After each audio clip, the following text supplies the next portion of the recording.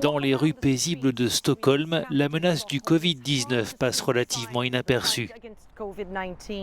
Les habitantes de la capitale suédoise n'ont pas abandonné leur routine. Magasins, restaurants, écoles sont restés ouverts durant toute la crise sanitaire. Et les masques sont peu visibles. La stratégie suédoise intrigue, voire choque, mais la plupart des Suédois que nous avons rencontrés estiment que le confinement ici n'aurait pas fonctionné. Avec un confinement, nous aurions eu des problèmes économiques, dit cette femme. Les gens n'auraient pas pu payer leur loyer, leurs factures, ils auraient déprimé. De nombreux pays constatent aujourd'hui qu'aucun confinement total n'a réellement fonctionné. La Suède n'a pas confiné sa population, mais a recommandé la distanciation sociale, le travail à domicile et interdit les rassemblements de plus de 50 personnes. Et les habitants semblent suivre les recommandations. Je pense que la plupart des gens essayent de garder les distances. On le voit à la façon de marcher sur les trottoirs, les gens essayent de s'éviter, on essaye de prendre soin les uns des autres. Depuis le début de la pandémie, la Suède recense près de 90 000 cas de contamination au Covid-19 et plus de 5 000 décès, des chiffres nettement plus élevés que ses voisins scandinaves, Danemark, Norvège et Finlande.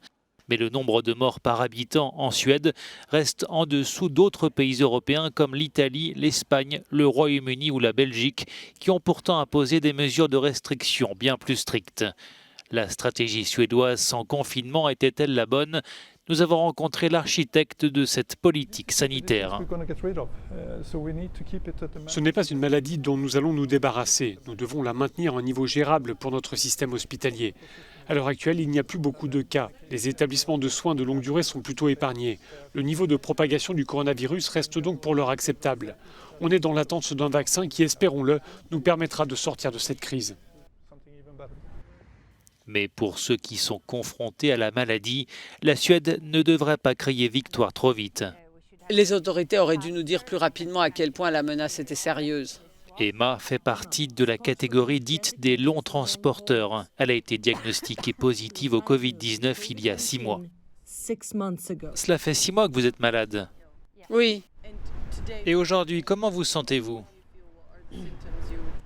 Eh bien, les deux principaux symptômes durables pour moi ont été une augmentation du pouls et des difficultés respiratoires. Aujourd'hui, je vais plutôt bien. Marcher comme nous l'avons fait ensemble n'aurait pas été possible lors d'une mauvaise journée. J'aurais dû m'arrêter régulièrement pour reprendre ma respiration. Dans cette lutte contre le coronavirus, la Suède s'en sort peut-être mieux que d'autres, mais le pays scandinave ne sortira pas indemne de cette crise.